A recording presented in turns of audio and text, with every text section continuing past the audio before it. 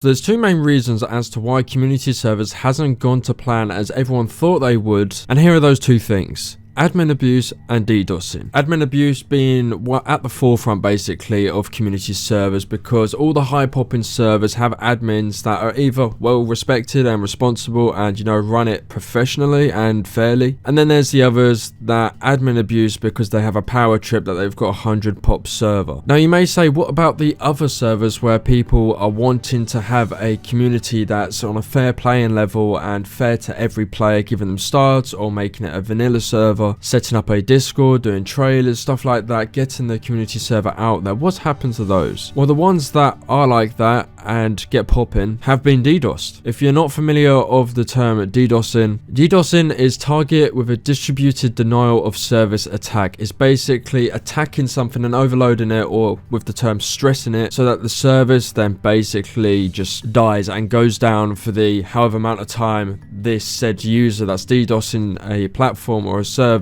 wants it to go down for. It can cost a lot of money unless they have their own service that's set up. I'm not going to give you the whole backstory of DDoSing because I don't really know, or not clued up into what DDoSing is as a whole. However, I do know that it's a really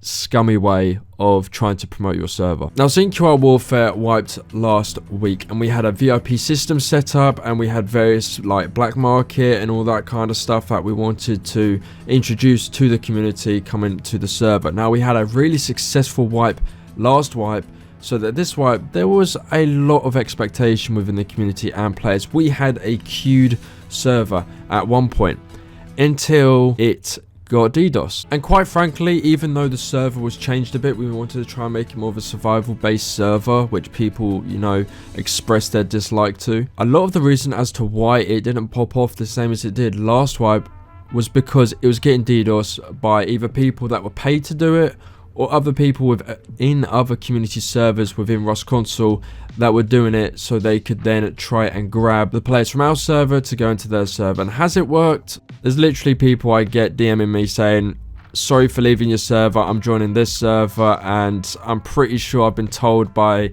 said server that a player in there has DDoSed our server to steal players, etc, etc.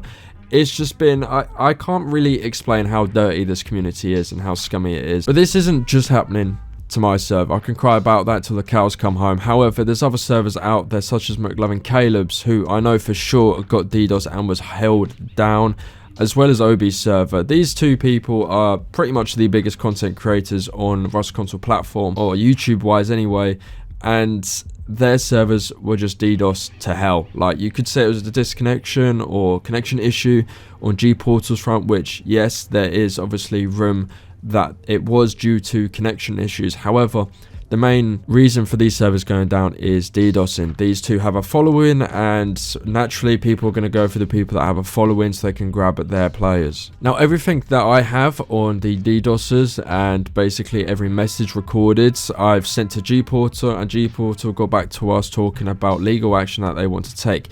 Now, the only reason why a company would do something like this in terms of legal action was because they're losing money. Because I've said many times that because of our server going low in pop was mostly due to DDoSing, that I'm kind of going to cut loose with the community servers. If our server doesn't pick up due to these attacks and they can't stop them, then I'll just cut the servers loose and play the game and make videos like I do now. And if you think about it, that's what I've got, two servers, which is just over £30 a month. That's £30 a month they're losing from just one person, let alone all the other people that are having DDoS attacks, whether their servers pop in or not. It's so easy to do this that people are getting to the point of just, disabling their subscription, ending it, and not paying that monthly subscription for their servers a month, which is going to hurt Gportal. Because as we know with businesses and companies, once it affects them money-wise and financially, that's when they'll take action. Now, I never would have thought going into community servers that DDoSing would be at the forefront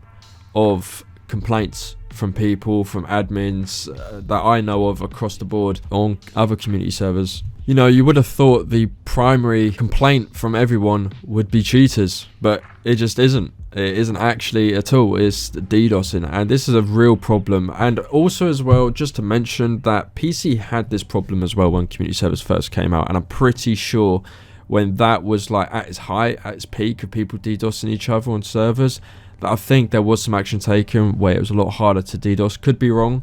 However, I have heard through the grapevine that PC had a similar problem with DDoS attacks when community servers first came out.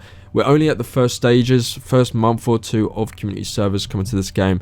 Yes, the bad servers will filter through and, you know, drop dead and go away, as well as the good ones also coming up and be the popping community servers that are, you know, you're most likely to play. No matter how good a server is, if I know someone's DDoS to get or grab other players, I'm never going to promote, never going to even step foot in that server once I know someone has done that, because it's just the dirtiest tactic. If your server's good, you promote it well, you have a Discord set up, whether you have a YouTube and you post content on that regularly, or your TikToks, it will pop naturally. If you're not known within the community, get people that are known on, whether you pay them, whether you give them starts or a base that you build for them and they just come in and literally play.